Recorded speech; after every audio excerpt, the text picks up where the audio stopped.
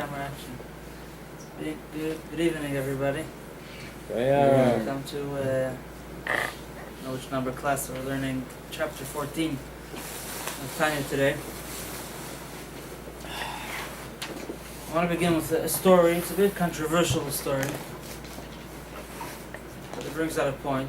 You know, sometimes stories are supposed to relate a fact, historical. Sometimes the story is just to bring out a point. So whether or not the story is true historically, it definitely brings out a very true idea. And there was a commentator of the Mishnayos, relatively recent, end of the 19th century. So he, in his commentary, he quotes a story which is brought also in different Hasidic books. Yeah, he wasn't a Chassid, but a story about Moshe Rabbeinu. The story goes like this: that when Moshe Rabbeinu took the Jews out of Egypt, Moses took the Jews out of Egypt. Obviously, it was a big sensation. You know that a nation of slaves managed to break free from such a strong, powerful superpower. So his word got around the world about the Jews and this leader of theirs. So there was one Arabian king who wanted to get to the bottom of this, so he sent a very talented artist to go draw a picture of what Moshe Rabbeinu looked like, to bring it to him, and the man did as he was asked. Once the king has the picture, he gathers all his advisors, all the different professors and sages, and who knew how to tell a person by looking at his image, and he shows them the image of this person, and he asks, "Tell me, please, how do you know what kind of guy is he?" So they answer that judging by the way he looks, by this picture that you got for us, he's a very bad-hearted person, very greedy, very arrogant, and any bad trait we could see in his face, in the way his image. So the king got very upset when he gets this report. He says, how could this be? Why, what are you making up stories?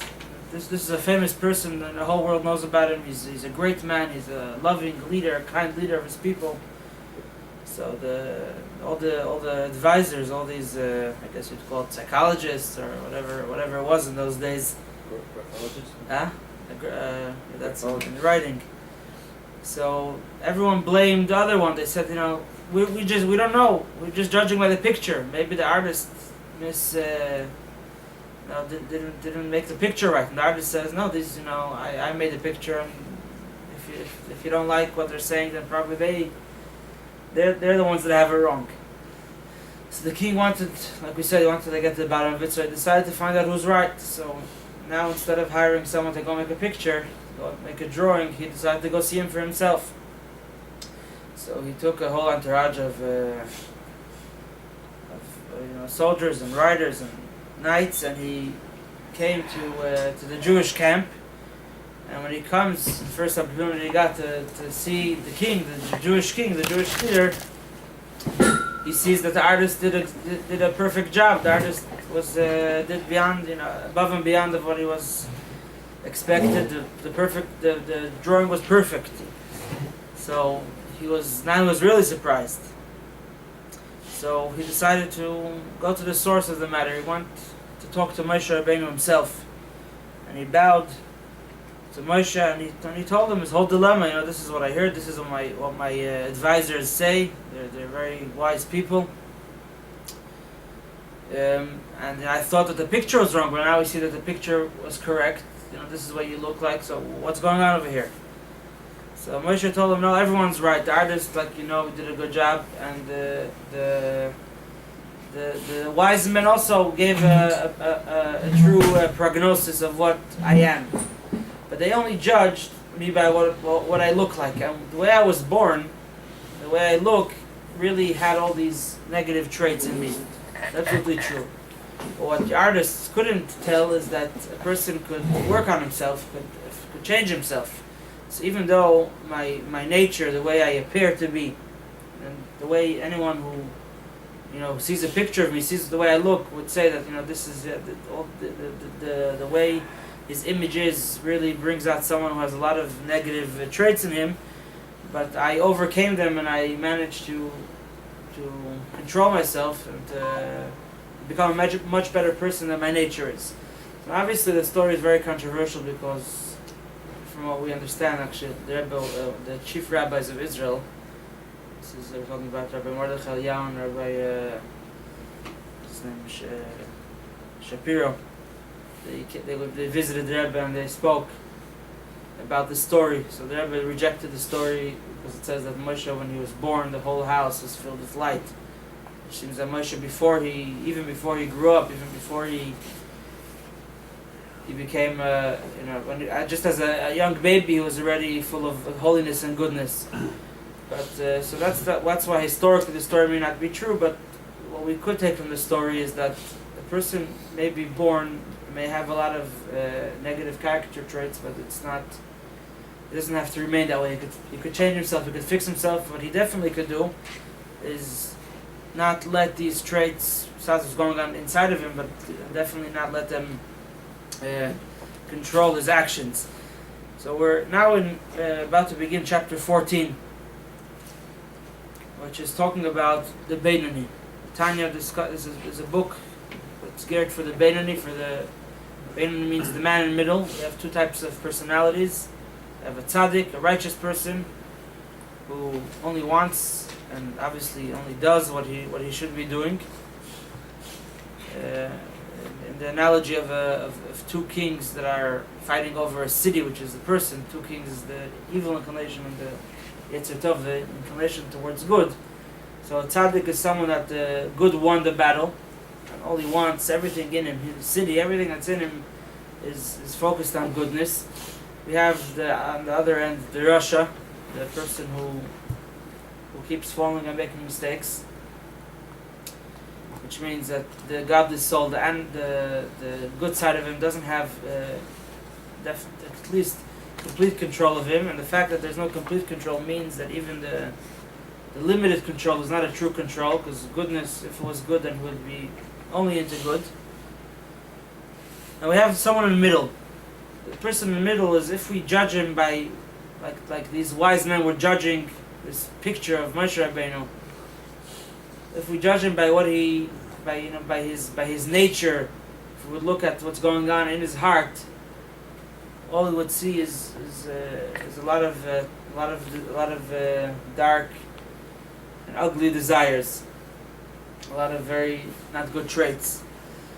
If we look at his track record, like the king heard of Moshe Rabbeinu, this person that his wise men tell him that he must be a really bad guy, but he heard what he's doing. He's perfect. He does everything right. He never does or says anything he shouldn't be saying, doing. And what leads to this dichotomy between what the person is and what the person does is it's a result of a very fierce battle that's going on inside this person's heart and mind every single day, every single second of the day. He has a lot of bad desires, but he has the power to overcome it. He never lets his city to be conquered. His city is always a hub of action, a hub of conflict between the good and the evil, and he just never lets the evil win.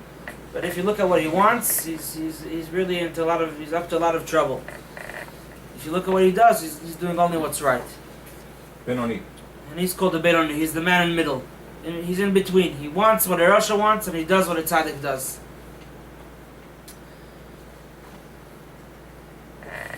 This begins to help us understand the different citations. He also wants what a tzaddik wants. He wants meaning both. He wants. He has two rotzen. Obviously, he's doing. He wants. He's doing what he wants. Talking about what he's naturally inclined to.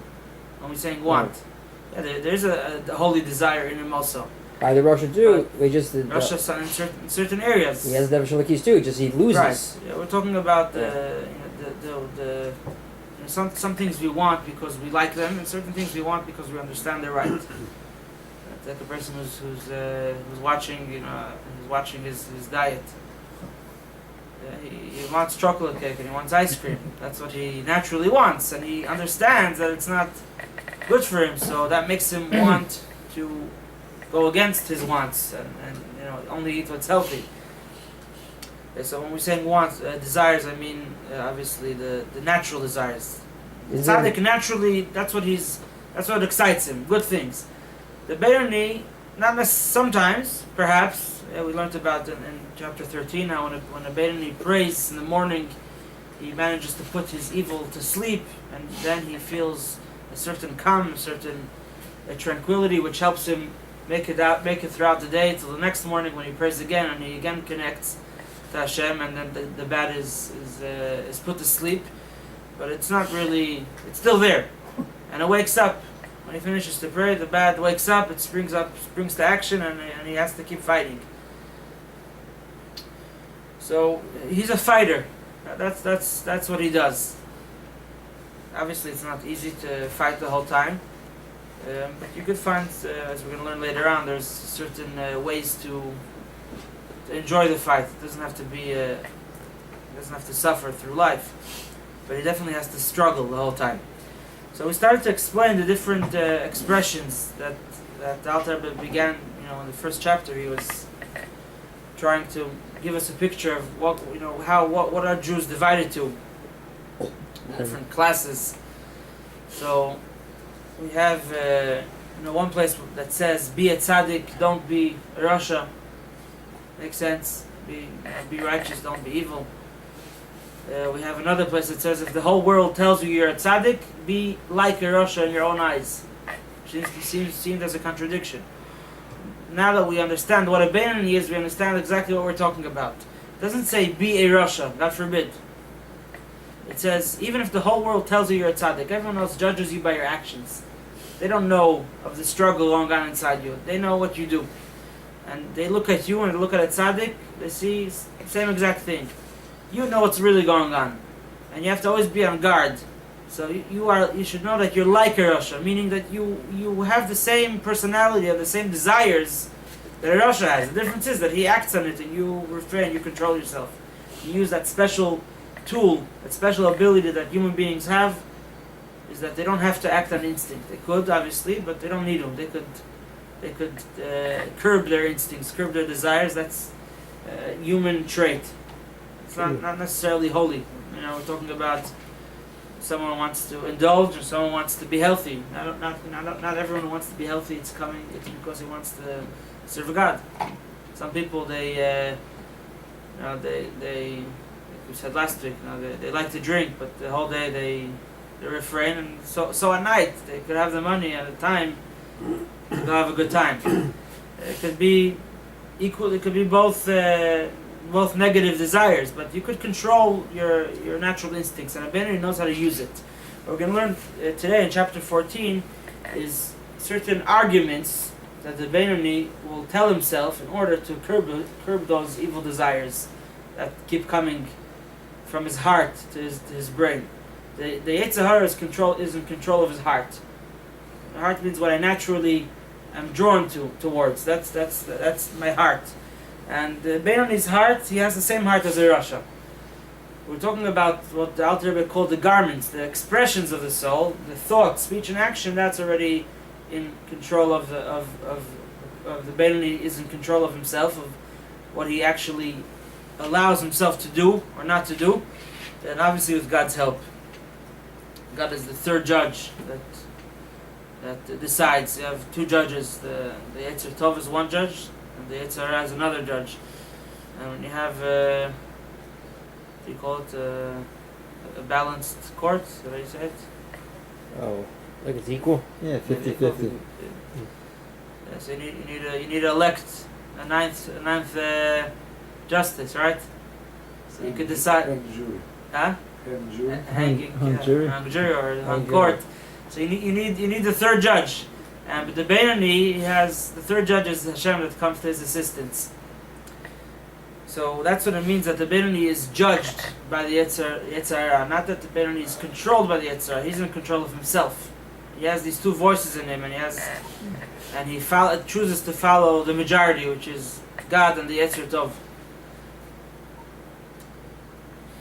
So we're going to learn in chapter 14 about what the Beinoni will use. It's sort of a meditation, but it's not really so much of a meditation. It's pretty, you have to act quickly.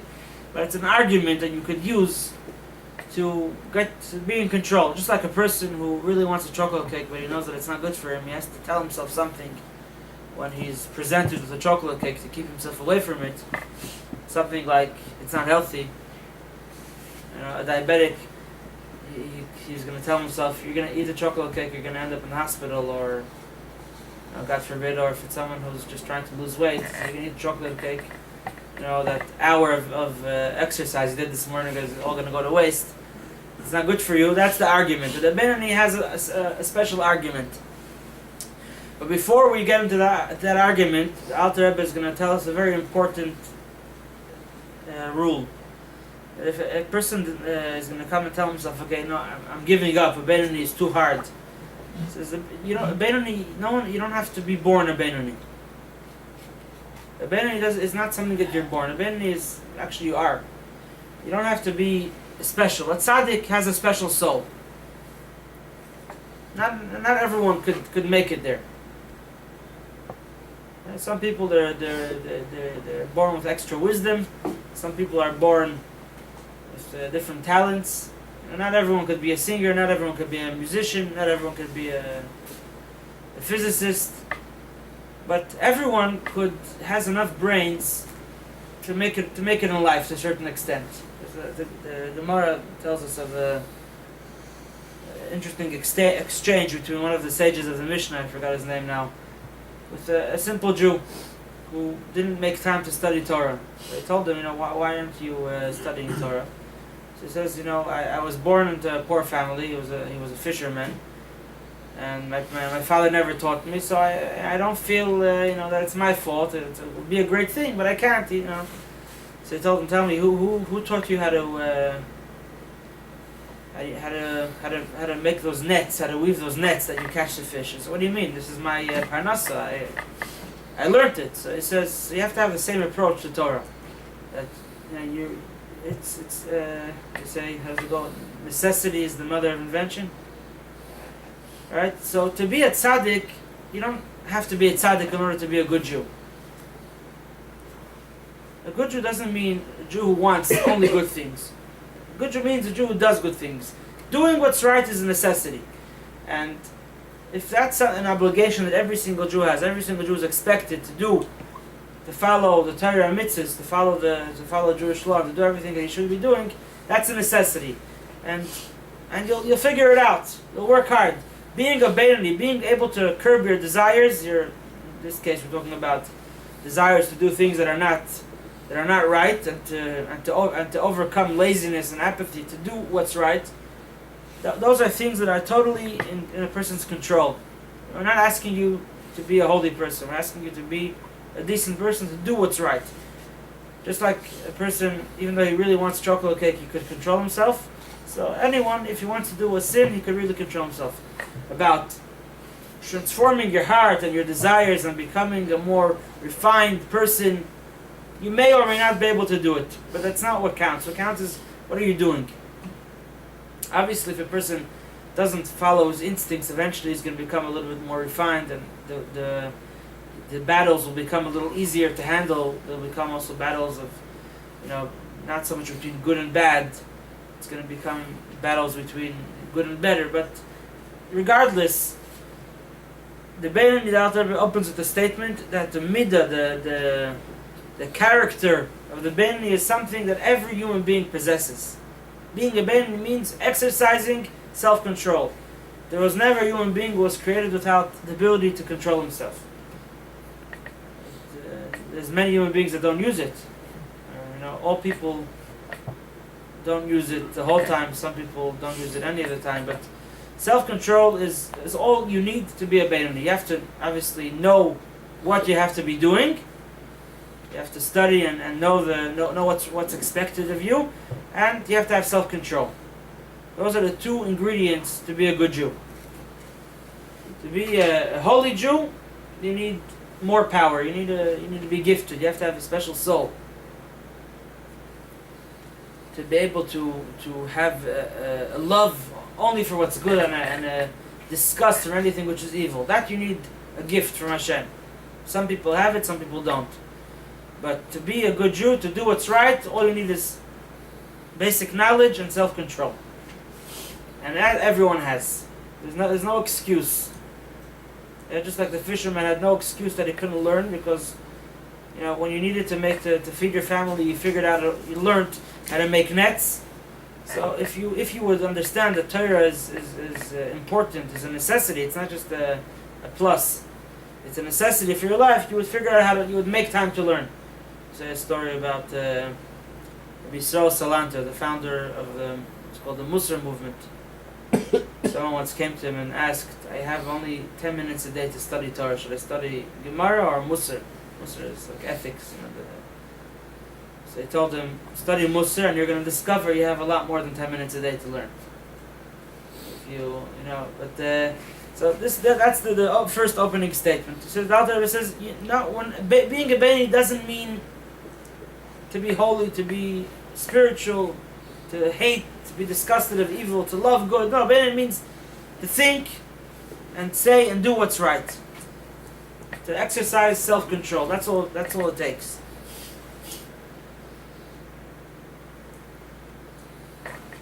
You have that free will to choose what you're doing, what you're not doing. So, how do you overcome the temptation? What's the argument that you use? How do I get in control of myself? I want to do something I shouldn't be doing that I know is wrong. So someone who wants to eat the cake, he tells himself that it's gonna affect his health. What does the Beinoni tell himself? We're going to learn about this later on. This is just the beginning. We're going to return to this subject in chapter 18, 19, 20, 18 and 19, and then later again in 23, 24. This is what's called the short, long way. Just to reiterate at this point, the Alter says he's going to give us a long and short method how to make serving Hashem something accessible to everyone. The Torah says that it's close to you, it's accessible, it's relevant to every person. So in the title page, Alter said it's in a long and short way. So the long way is the harder way. It takes much longer, a lot more effort, but eventually it makes it easier. Like that tale in the Medrash about the person who came to Jerusalem and wanted to test the wisdom of the children of Jerusalem. They were known to be very smart children in the whole world. So this gentleman came and he asked, how do you get to Yerushalayim? So the child that answered him told him there's a short, long way and there's a long, short way. So he heard short, he got excited about short. So tell me the short, long way. So he showed him the short, long way.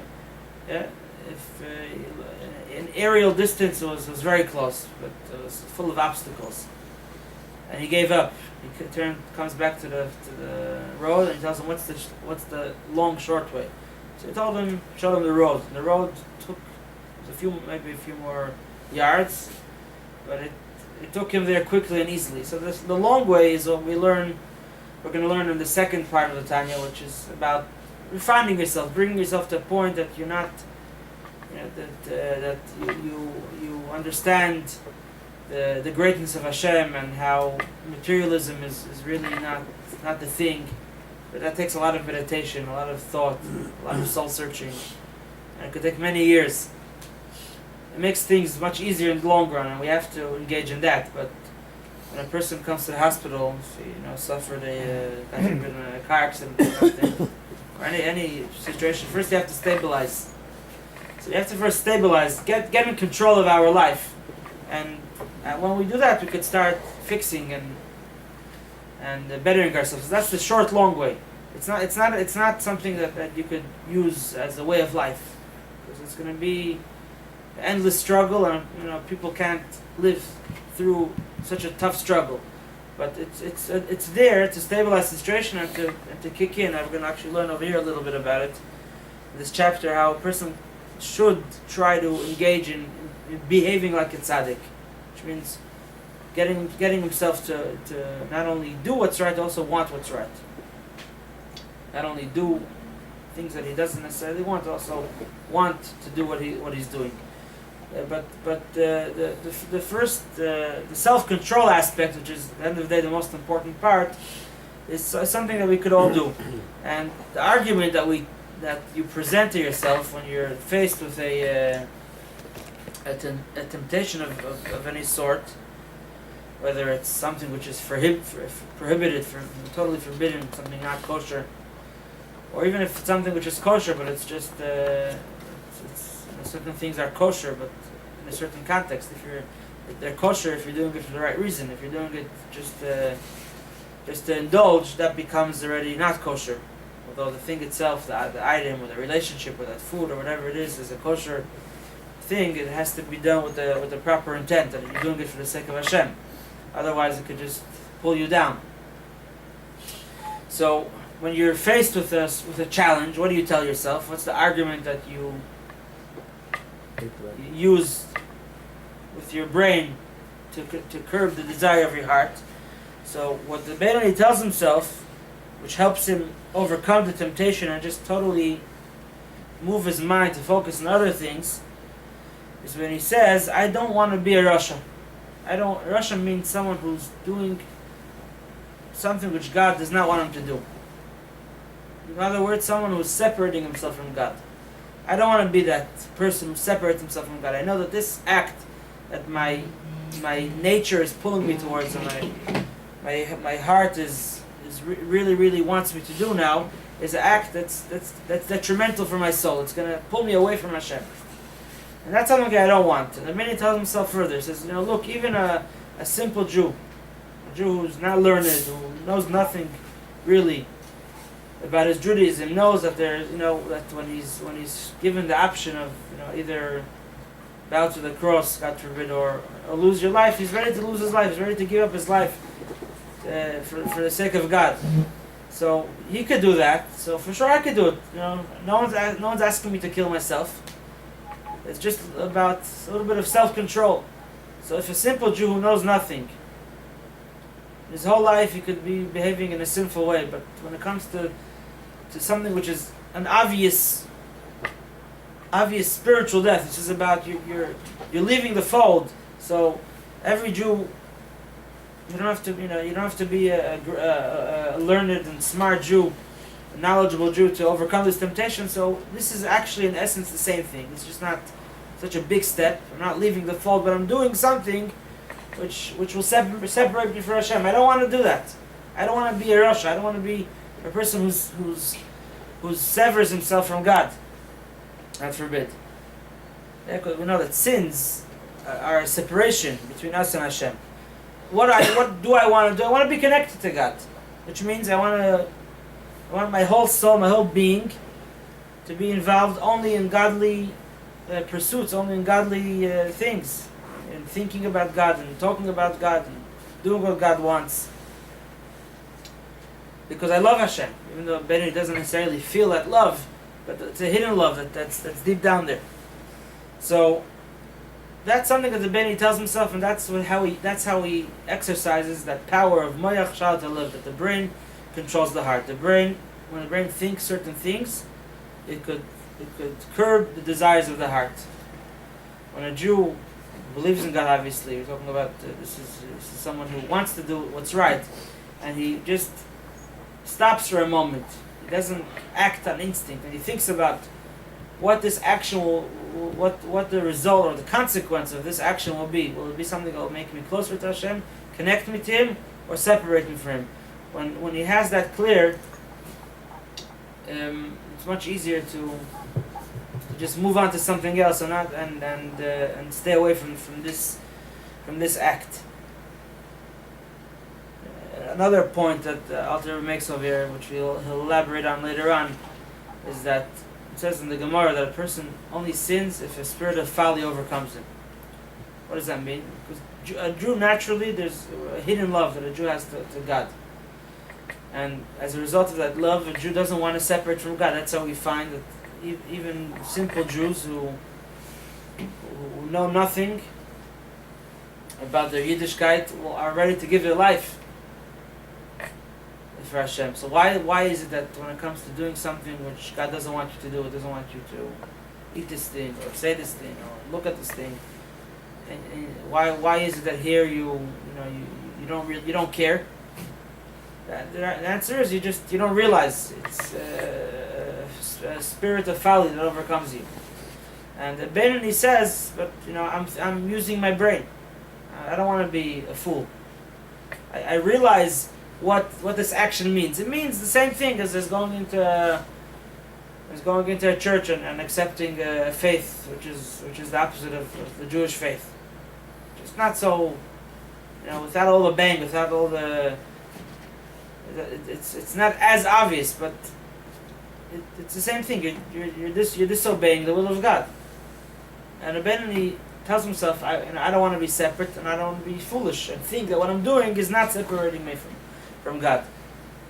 So anytime we're faced with that challenge, whether it's called Sumerya, about staying away from something evil, you have this argument to get you to stop yourself from doing it, and whether sometimes it's the opposite, it's about you're not in the mood, you need to pray, you need to study now, and you're just not up to it, you have no desire. So again, you use the same thought process.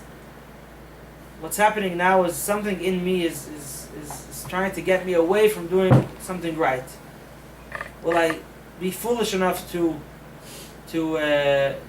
let myself be convinced that this is an act that doesn't separate me from God, or will I be wise and realize that what my Yetzer Hara is telling me to do now is don't pray, don't study, don't do it, don't give the tzedakah, whatever it is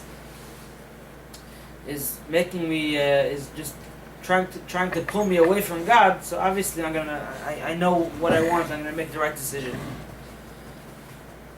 But it has nothing to do with things that are given over to the heart, things that are in the possession of the heart, meaning what you like and don't like. Those are things that you don't really have control.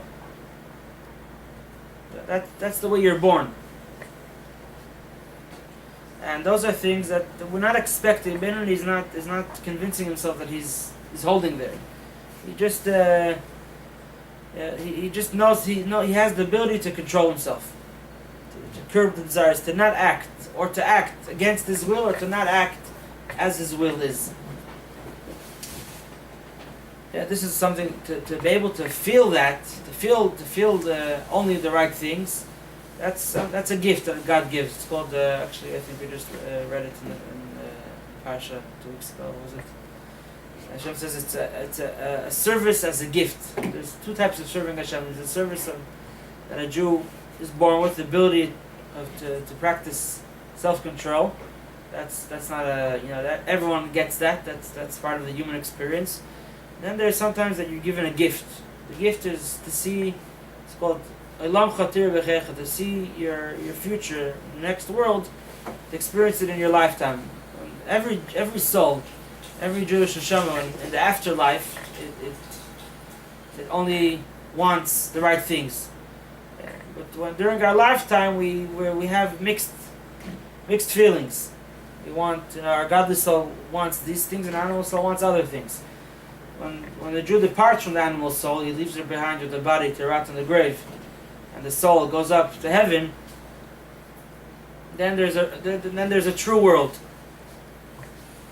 That's the real reality. And when we're in that real reality, all we want and all we desire is holy things. There's no struggle anymore. It's a reward.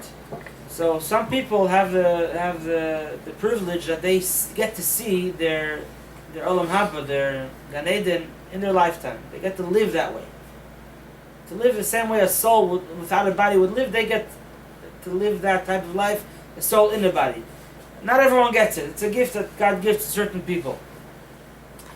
But a Benoni is to make it clear that a Benoni is something that every person could be. It's not. You don't have to be a holy person to be a Benoni.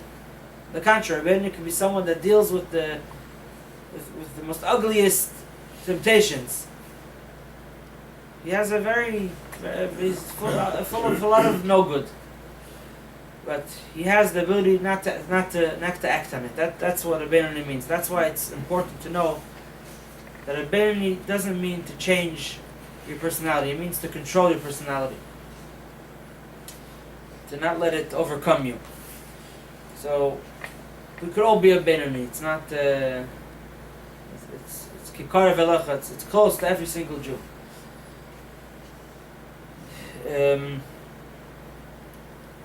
We had one question on the first page of the Tanya.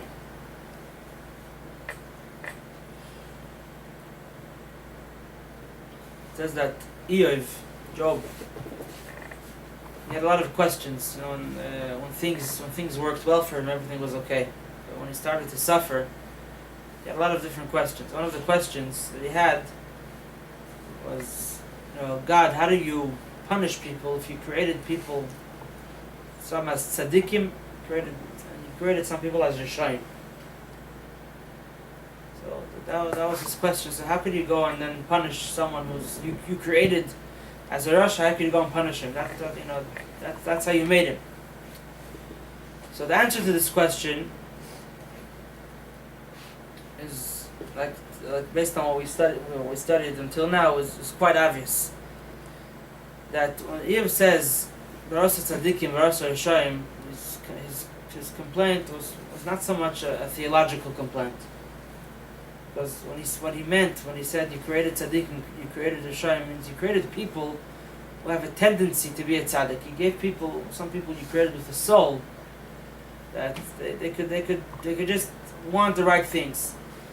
And you created people with the soul of a rasha. People, like most people. And he was kind of just venting. He says, God, why do you make it so hard for some people? He wasn't asking, how do you determined as people's future? No, that's up to, it says everything is in the hands of heaven, besides for fear of heaven, besides for doing what's right. That's up to every person. Even a person who was born a tzaddik could also not use that power. It doesn't take away his free will. And someone who's born a rasha doesn't have to behave like a rasha. That's what Eve meant when he said you created tzaddikim, you created rishayim.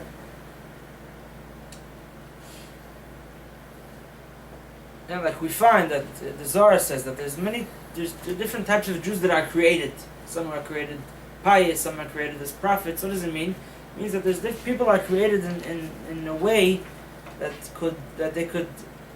they have a tendency to lead a certain way of life. There's children who not everyone who has the talent to be a musician will end up being a musician.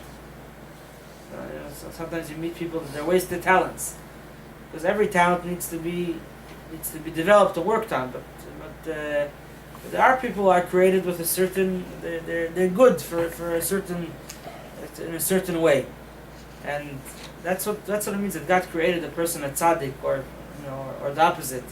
A tzaddik was created a tzaddik, meaning not that he was created righteous, he was created with a potential to be righteous.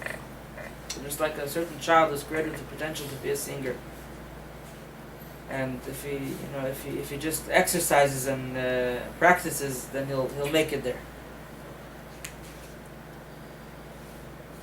So now we understand that oath that a soul takes when it comes down to the world.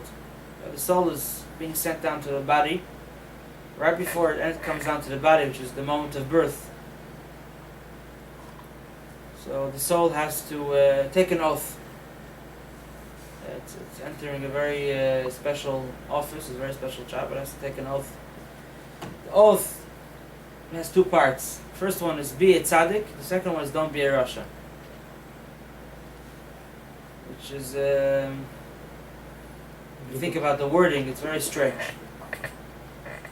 If a tzaddik and a rasha, it's black and white. A tzaddik, someone who's a tzaddik, if he swears to be a tzaddik, obviously it includes don't be a rasha. The other way around, if it says don't be a rasha, obviously you're being a tzaddik. That's what we would have thought. You can't be both at the same time. You Right? can't be both at the same time. So why do we have? One being one excludes being the other. So what is it that the neshama is made to take this oath? It seems redundant. Stick to one. But now that we know that there's something in between, which is called a Beinoni, things fall into place. To be tzaddik means try to be a tzaddik. Since not everyone has that power, that ability to actually be a tzaddik,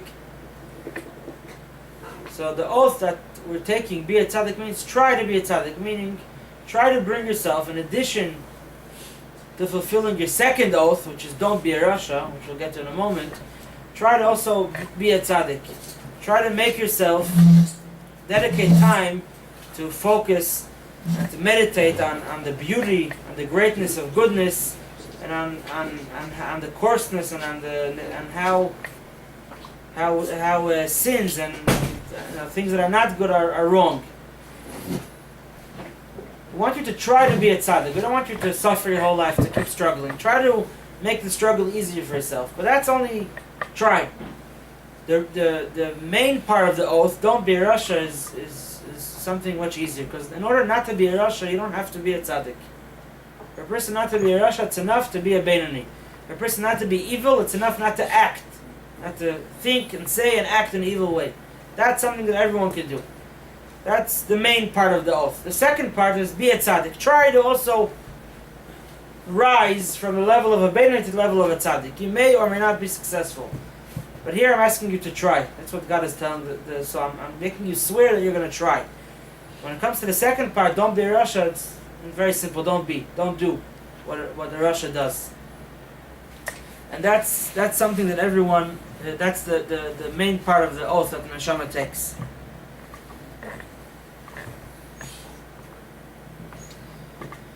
So how do we bring ourselves to be a tzaddik? How do we try? So I think like David pointed out last week that when a Jew sees the beauty of Judaism, of Yiddishkeit, the beauty of Torah, the beauty of God, he doesn't just do it because he has to. He tries to find, to develop a taste for it. When I was young, I didn't like eggplant. For many years I never tasted it. But then eventually I was urged to try, and you can develop a taste for things. Even things we don't naturally like. That's the way we work. That if we do things over and over, they become second nature. Habits become second nature, right? So by focusing on the goodness and the beauty of Torah, of Hashem, of Judaism, we start developing a liking for it. Of course, the first step is to keep doing it. The second step is not just to do it and feel that you're forcing yourself, to try to appreciate what you're doing. And you develop a certain liking for it. And on the other hand, we have we could think a little bit beyond the pleasure that we have at the moment we indulge in whatever type of desire we have, and we think about what's next. I'm going to eat this thing. What is it going to turn into soon? It's a tip that's brought in Chazal. Yeah, a wise person he sees what's coming. In order to develop a liking and a taste for godliness, like a tzaddik, and to develop a disgust from materialism, from what's evil, we focus on like King Solomon wrote, that sin is sweet at the beginning and it ends up being very bitter. And the good things, it's not always so comfortable in the beginning, but the pleasure you have from choosing what's right stays with you forever, or for a long time at least. So by thinking about these things and trying to train ourselves, when we look at the material object, we could see the immediate pleasure that it causes us. We could also think a little bit ahead, see what's coming, and see, okay, I'm going to take this into me. What's going to happen with it? It's going to be something that I myself will be disgusted. So now it doesn't look that way, but I know this is what's going to be. And I look at the good things and I see, wow, this is someone who lives such a life. He lives such a calmer life. He's a happier person. He's living, he has meaning in his life. So these are things that could help a person develop a tzaddik-like experience. Not completely, necessarily. Some people will try very hard and they'll never get there. Some people will succeed partially, certain areas or certain times, but it definitely will. That's by putting an effort into being a tzaddik, we'll be fulfilling that oath of trying to live a life of a tzaddik. But what's definite is that al ti rasha, do not be a rasha, something that we could all do. That's the oath is not talking about feeling towards things. It's talking about behaving in a certain way, and behavior is 100% of the person's control. Feelings are not, but behavior is, and that's the way we could eventually we could fulfill the oath and even come to being like a tzaddik. And there's different options that the Alter Rebbe brings over here. I think we'll end with this point. Yeah, the Alter Rebbe says in the last few lines of the chapter, when a person accustoms himself to disgust the evil, so you try hard. They say, what is it? Practice makes perfect. Or you do an act enough times. Sometimes people they're good actors, but they get into the act and it becomes part of them. So you fake it till you fake it till you make it. That's the word exactly. That's the expression. So you fake it until you make it, because you're not really faking something which is not true. You're faking something that's true. The faking is the fact that you don't really feel that way. But the truth is that materialism is not something that has eternal existence. It doesn't stay forever. It's actually something that could turn into things. It's very disgusting things. So you train yourself, so eventually you'll start really, at least a little bit, to discuss that when you train yourself to rejoice with godliness by thinking about the greatness, by meditating into the greatness of Hashem. So by a person throwing in his 2 cents, putting in his effort, then Hashem may decide to help you out. And one of the options is that if a person really tries to love God and to love mitzvahs, so Hashem might put into him a spirit of a tzaddik. It's not going to become your nature, but you'll have these opportunities, and that's the idea of that in one of the revolutions of the Hasidic movement, founded by the Baal Shem Tov. This is something which all Hasidim share. Is the concept of being connected to a tzaddik. That when a person connects himself to a tzaddik, it assists him in serving Hashem. Besides being a role model, which are the obvious